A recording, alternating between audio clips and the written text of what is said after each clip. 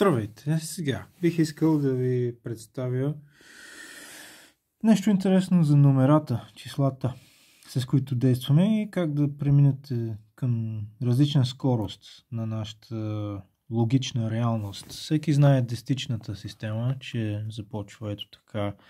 Винаги се започва с 0, да се отбележи, че няма нищо преди всичко. И се знае, нали? Всичките числа ги знаем. Много хубаво, лесно. Половината са 5. Имаме 4 пети, 8. Девятката е най-голямото число. И оттам се продължава както нормално 10 напред, докато стигнем до 99 и второто измерение 10 по 10. 100. И така, стотицата се разделя по 25 на четвърти, на 50 половини, както се знае най-лесно обикновено. Сега, дозината. Каква е дозина? Дозина се знае като 12.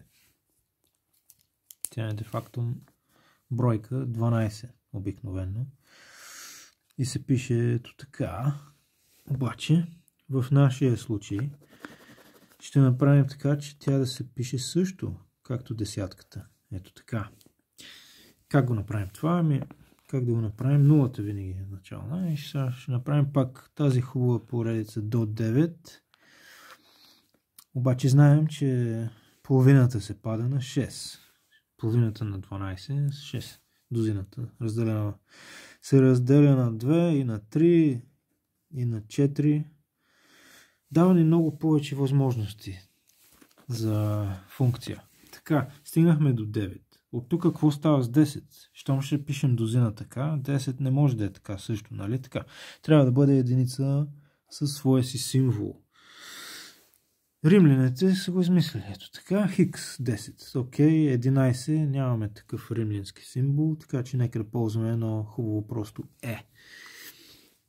Като завъртяна или заострена тройка. И така стигаме до 12 дозина. Може да спокойно напишеме така в момента.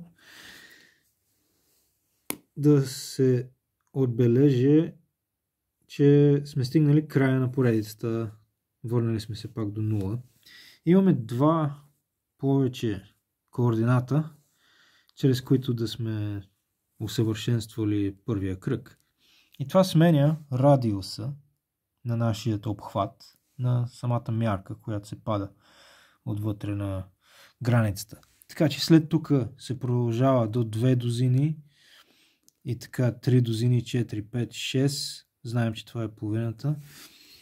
И най-голямото число няма да е 9 преди второто измерение. Ще бъде 11 дозини и 11. Да кажем, така да го напишем. Как става това? Това е, защото като стигнем до 10-та дозина,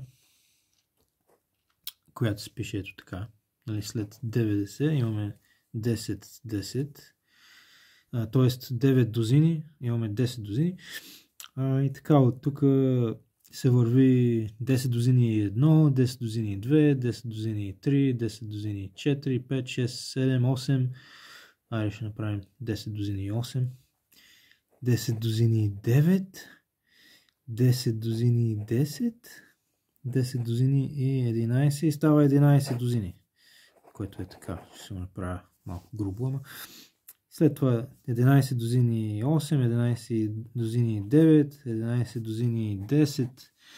Де факто да разберете, че се брои с допълнението от тези два символа в първата поредица към изграждането на второто измерение, което пак ще се пише като 100, 100, нали, с 2 нули единицата, както преди, обаче това символизира дозина по дозина. Така че квадрата е по-голям. Има 144 платна в него. И това е нещо, което води към друга мярка с друга геометрия на самото ни време. И така, като се отчитат нашите човешки години в тези бройки, ако си на 24, си на 2 дозини. Ако си на 36, си на 3 дозини, като мен. Има различно усещане към живота, към времето, към живота. Времето е живота.